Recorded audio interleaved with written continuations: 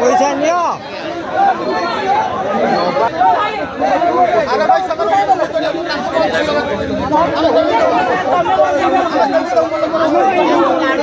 मौसा केतना देखि आनलो 300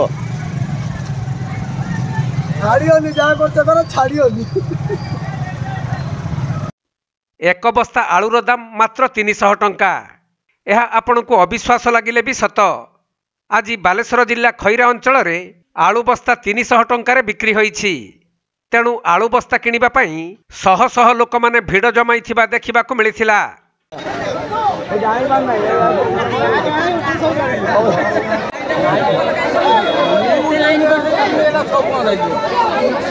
मिलिथिबा सूचना अनुसार खैरा ब्लॉक कुचिया कोइली निकटकू आज हठात एक 12 चकिया ट्रक रे आलू बस्ता भर्ती होई आसीथिला। आउ सही ट्रक रे बसिथिबा कर्मचारी माने आलू बस्ता 300 टंकार बिक्री हेबा कथा कहिबा परे पवन बेगरे एही कथा अंचल रे प्रचार होई जाइथिला। तापरे आलू बस्ता नेबा पई लोक माने एपरि भिड़ जमाइथिले जहा एही वीडियो रु बेस अनुमान करि पारुथिबे। एपरि कि जणे जणे लोक 3 बस्ता लेखाएं आलू मध्य नेइथिबा देखिबाकू मिलिछि। सेपटे एबे बाजार रे आलू बस्ता 700 टंका उपरे दाम रहिथिबा बेले एते कम दाम रे आलू बस्ता बिक्री को नहीं अंचलवासी माने चकित हो जाइछंती। मौसा कोड आस्तिले आलू पाई आस्तिले आपण परिचय टा दिए देबे। परिचय आज्ञा एठी खैरा हम घर आस्तिलो आलू पाई आलू 3 टका नु मु सेटा बुझिया पई चाहू जे कोन बस्ता 300 टका ना एते सस्ता रे काई दउचंती एते खुशी रे कथा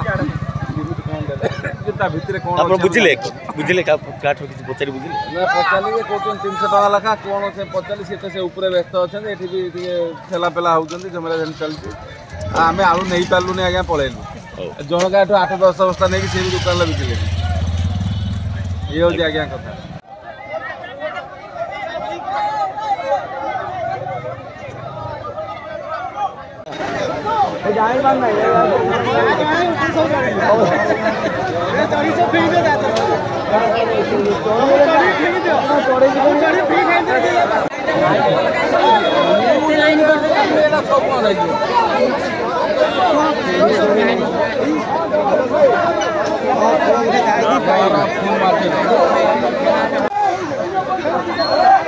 पैसा नियो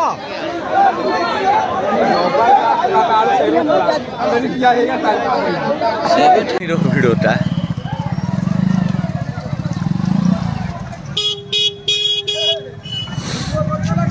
हाँ भाई अरे भाई